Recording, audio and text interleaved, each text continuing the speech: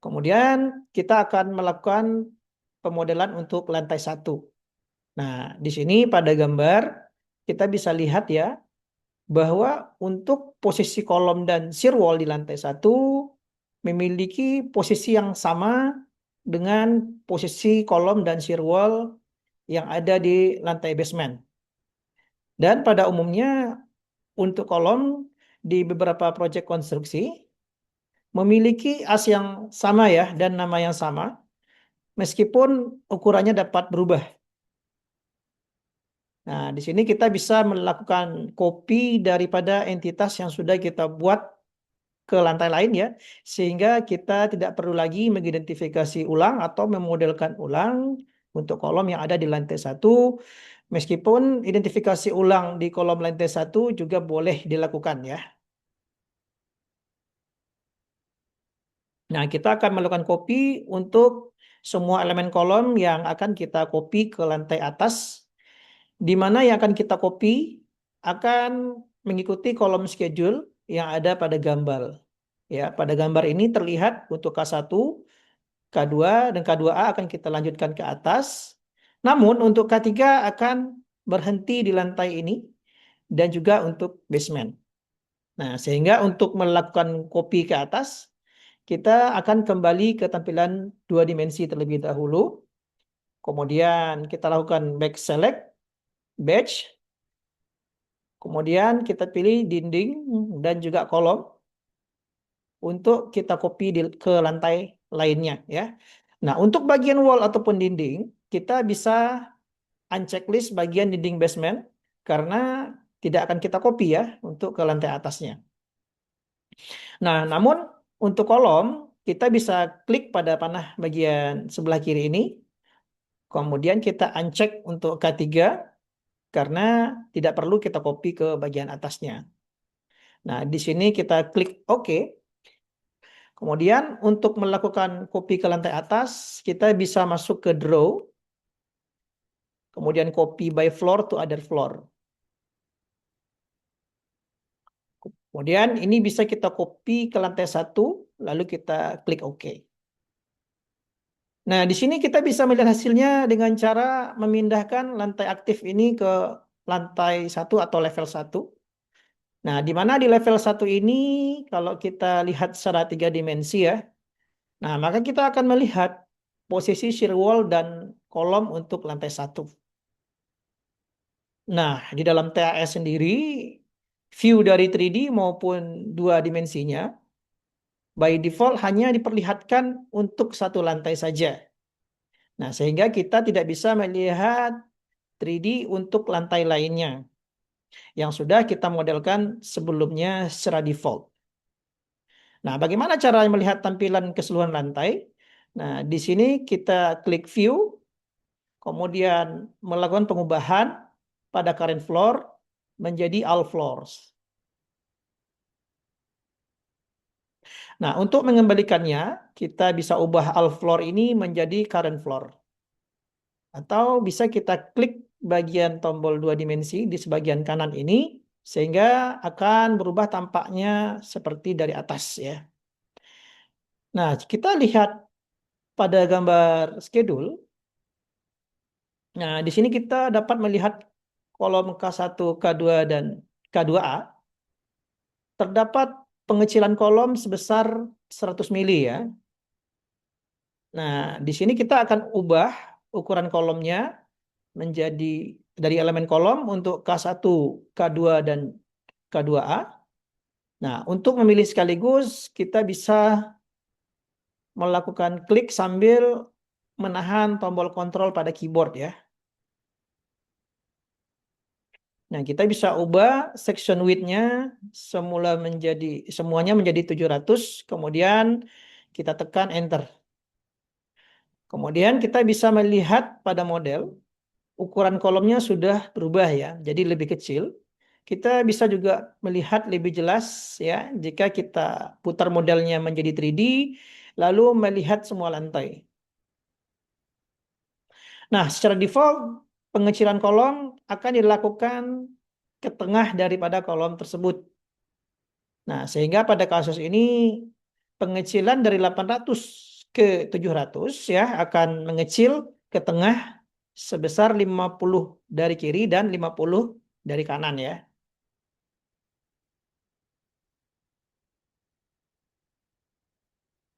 Nah, dengan cara ini pemodelan kolom di lantai 1 sudah selesai.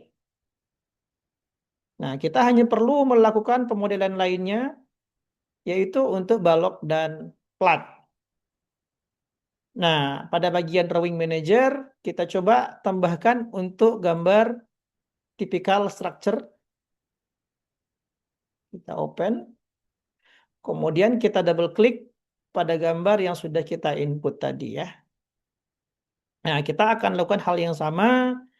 Nah, pertama kita bisa klik scale drawing, kemudian klik kanan pada gambar, kita ambil cek untuk skalanya. Nah, di sini terlihat ya bahwasanya skalanya sudah dalam milimeter, sehingga kita tidak perlu melakukan penskalaan kembali. Oleh karena itu, kita akan klik select, kemudian kita pilih denah yang akan kita pakai. Kita klik split drawing, dan kita blok untuk lantai level 1 sampai level 3. Kita klik kanan, kita klik pada judul gambarnya, dan kita klik OK. Dan terlihat di drawing manager sudah ada satu gambar lagi ya, di mana kita bisa double klik gambar tersebut ya, yang baru kita split tadi ya. Nah, di sini kita bisa melihat terdapat dua buah denah dengan grid berwarna putih dan grid yang berwarna hijau. Nah, di bagian kanan adalah model beam ya, sedangkan di sisi kiri adalah gambar CAD yang sudah dimasukkan tadi ya. Nah, supaya model kita berada pada posisi yang sama, maka kita perlu memindahkan gambar CAD ini ya untuk melakukan superimpose terhadap model yang sudah kita buat. Nah, cara memindahkan gambar, kita bisa ke drawing manager ini, kita klik tombol relocate ya. Kemudian kita ambil pertemuan antara dua grid ya. Contohnya grid 2 dan grid K yang kita ambil perpotongannya di sini ya. Kemudian kita klik, kemudian kita klik lagi pada potongan 2K. Nah, di sini bisa kita perhatikan bahwa grid yang sudah kita pindahkan sudah overlapping ya atau berhimpit. Nah, ini perlu dicek ya supaya posisinya benar-benar sudah superimpose atau berhimpitan. Nah, di sini dapat kita lihat terdapat balok-balok yang perlu kita identifikasi dan juga plat yang perlu kita gambar ya. Nah, terlihat kita akan mulai mengidentifikasi untuk balok sehingga kita bisa masuk kepada elemen beam. Nah, kita dapat menggunakan cara yang berbeda dengan identifikasi balok di basement, di mana kita sekarang akan memasukkan tipe-tipe balok terlebih dahulu. Nah, untuk memasukkan tipe balok, kita bisa melakukan add pada elemen list secara manual. Namun, cara lain yaitu memasukkan file Excel ke dalam software TAS ini. Nah, tujuannya adalah untuk mempersingkat waktu untuk membuat elemen list ya. Nah, di sini kita bisa masuk kepada menu draw, kemudian klik elemen schedule, kemudian kita klik import Excel file. Nah, di sini kita bisa buka file Excel yang sudah kita download. Kemudian kita masukkan schedule balok dengan nama training structure drawing beam river table ya. Nah, kita klik open, kemudian kita buka file Excel tersebut dengan menggunakan software TAS ya. Kemudian file Excel ini memiliki dua sheet yang dipisah pada Excel. Nah, untuk mengganti sheet, kita bisa klik pada worksheet dan mengubahnya menjadi worksheet yang lain, yaitu lantai tipikal. Kemudian pertama kita bisa melihat tulangan balok pada file Excel ini ya, di mana tidak bisa dibaca oleh THS. Sehingga untuk informasi di kolom 4 sampai kolom 16 akan kita blok ya. Kemudian kita klik kanan dan delete kolom ya. Nah, kemudian di row kedua kita bisa melihat ini adalah judul dari file Excel-nya yang tidak kita butuhkan. Nah, jadi kita klik baris kedua, kita klik kanan pada sel dan delete row. Sehingga kita dapatkan kolom pertama untuk nama dari balok, kolom kedua untuk lebar, kolom ketiga untuk tingginya. Baris pertama bisa kita double klik dan kita ubah sesuai dengan cara penulisan schedule di Excel. Sehingga pembuatan Excel ini tidak harus berurutan seperti ini. Dan boleh disusun secara acak ya. Asalkan ketika kita melakukan import file ke dalam software file THS kita mengubah row-nya sesuai dengan konten yang ada di bawahnya. Nah, di sini kita klik identify dan kita bisa lihat secara otomatis software akan memasukkan data schedule ini ke dalam elemen list. Nah, perlu kita ketahui juga, walaupun sudah ada di elemen list, belum tentu ada entitas yang terbentuk di sini. Nah, kalau kita lihat di sini, untuk balok, belum ada bentuknya ya. Nah, kita hanya membuat tipe-tipe dari balok yang akan digunakan di gambar ini melalui schedule ya. Nah, kita bisa juga melihat untuk setiap tipe balok sudah memiliki ukuran yang sesuai dengan schedule Excel yang sudah kita buat tadi. Sekarang kita bisa melakukan identifikasi balok seperti lantai basement ya.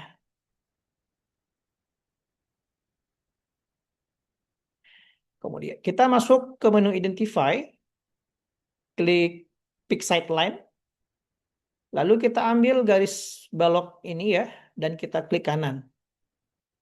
Kemudian kita pick label dan ambil label baloknya, dan kita klik kanan juga. Kemudian baru kita klik auto identify dan kita klik yes.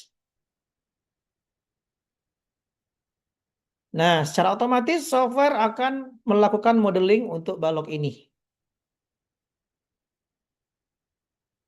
Nah, khusus udah identifikasi balok, software THS memiliki fitur pengecekan untuk menentukan apakah identifikasinya sukses dengan sempurna atau tidak ya.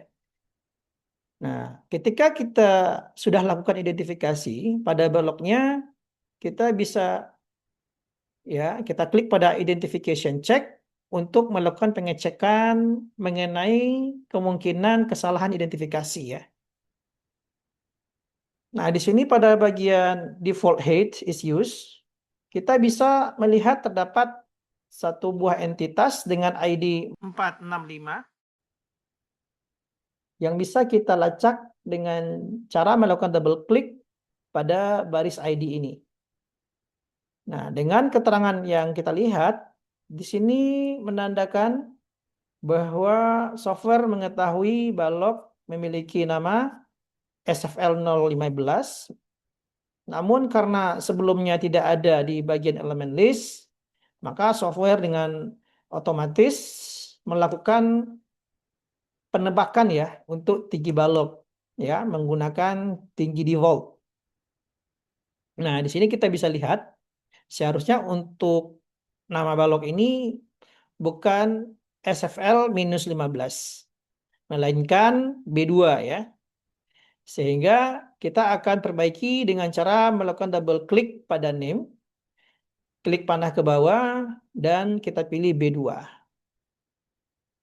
Kita enter, kemudian klik yes, Dan kita akan melihat errornya akan berkurang 1 ya, karena sudah kita perbaiki.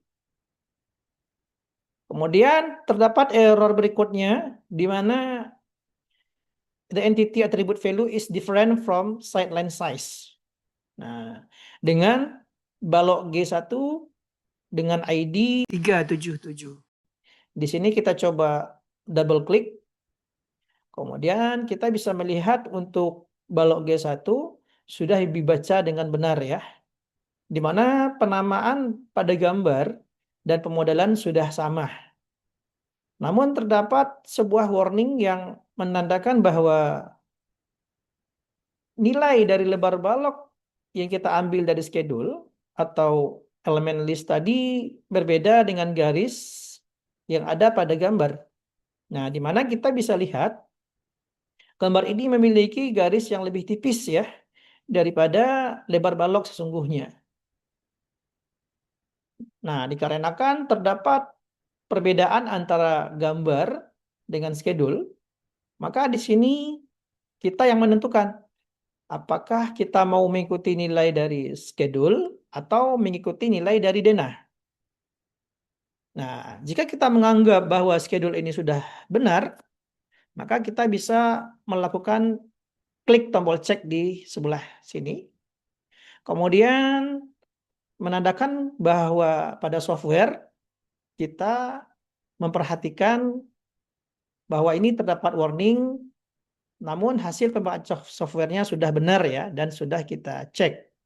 Maka di sini error yang terakhir adalah the default hex is used, no name is found. Jadi tidak hanya baloknya tidak memiliki nama, ya, namun juga karena tidak ada tipe sebelumnya di elemen list. Ya, maka software melakukan penembakan pada tinggi balok sebesar 500 mm. Nah, di sini kita bisa coba double klik untuk mencari entity-nya. Lalu kita lihat di sini. Memang tidak terlihat ya penanda namanya. Namun jika kita hidupkan original layer-nya, ternyata kita bisa melihat bahwa balok ini adalah balok B2 dan ditandai dengan adanya panah seperti ini ya, yang kita tidak sempat ambil ketika pick label tadi.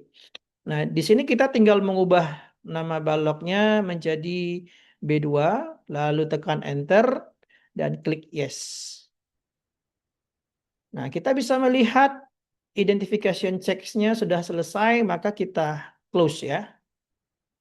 Dan selanjutnya kita bisa melihat secara sekilas, apalagi pada model ini yang perlu kita perbaiki ya. Nah, kita bisa melihat untuk balok sebelah kanan ini kurang panjang ya.